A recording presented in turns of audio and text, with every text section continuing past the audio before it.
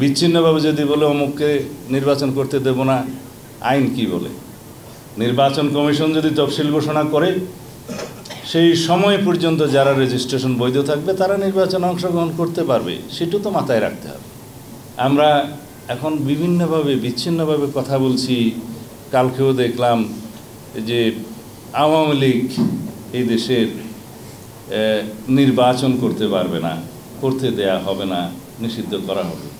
এই বিষয়ে তো আমরা পরিষ্কার বলেছি যে বাংলাদেশের জনগণ নির্ধারণ করবে যেই দল ফ্যাসিবাদী চরিত্রে বাংলাদেশে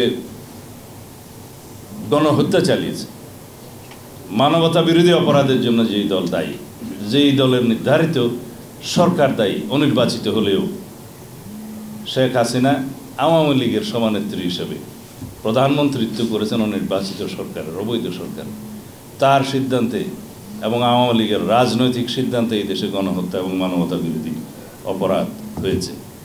সুতরাং ব্যক্তির সাথে সেই সংগঠনেরও তো বিচার করতে হবে।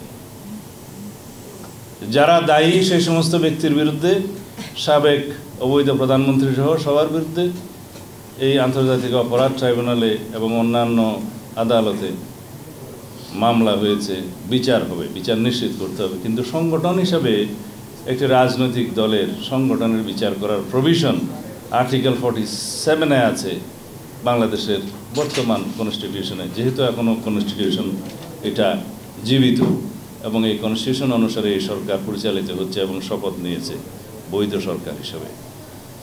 সুতরাং সেই সংগঠনের গণহত্যা এবং মানবতা বিরোধী অপরাধের জন্য, রাজনৈতিক সংগঠনের বিচারের জন্য আমরা তো এখনো পর্যন্ত তত বেশি সোচ্চার নই, কেউ তেমন উচ্চারণ করছে না। বিচ্ছিন্নভাবে যদি বলে অমুককে নির্বাচন করতে দেব না, আইন কি বলে? নির্বাচন কমিশন যদি তফসিল ঘোষণা করে সেই সময় পর্যন্ত যারা রেজিস্ট্রেশন বৈধ থাকবে তারা নির্বাচনে অংশগ্রহণ করতে পারবে, সেটা তো মাথায় রাখতে হবে।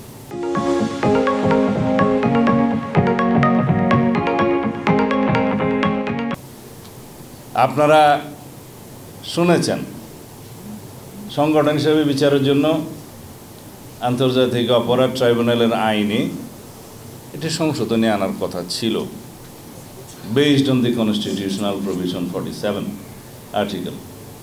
কিন্তু সেখান থেকে সরকার সরে গেলেন। এখন যদি সরকারেরই অংশ হিসাবে কোনো উপদেষ্টা যদি বলেন যে আমরা আওয়ামী লীগকে বিচার চাই, তো বিচার চাওয়ার জন্য তো আপনারা কিছু করলেন না। আর বিচার করার জন্য আমরা দাবি করছি, আপনারা দাবি করছেন, জনগণ দাবি করছে এই দেশে ফ্যাসিবাদী শক্তি, গণতন্ত্র হত্যাকারী, গণহত্যাকারী, মানবতা বিরোধী অপরাধে যারা দায়ী সেই সংগঠনের বিচার হোক, বিচারের মাধ্যমে নির্ধারিত হোক, তাহলে জনগণ মেনে নেবে। আরেকটি বিষয়, আমরা যখন বলি জনগণ নির্ধারণ করবে, জনগণ কিভাবে নির্ধারণ করে? জনগণ হচ্ছে কনস্টিটিউশনাল প্রভিশন অনুসারে আমাদের দেশের রাষ্ট্রের সকল ক্ষমতার উৎস, মালিক, রাষ্ট্রের মালিকানা। এখানেই হচ্ছে সুপ্রিমেসি অব দি কনস্টিটিউশন।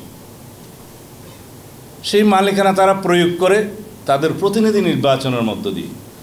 সার্বভৌম শক্তির প্রতিনিধিত্ব হয় নির্বাচিত প্রতিনিধির মাধ্যমে। তারা সার্বভৌম পার্লামেন্টে এসে, পার্লামেন্টের সার্বভৌমত্ব হয় ওই জনগণের প্রতিনিধির কারণে।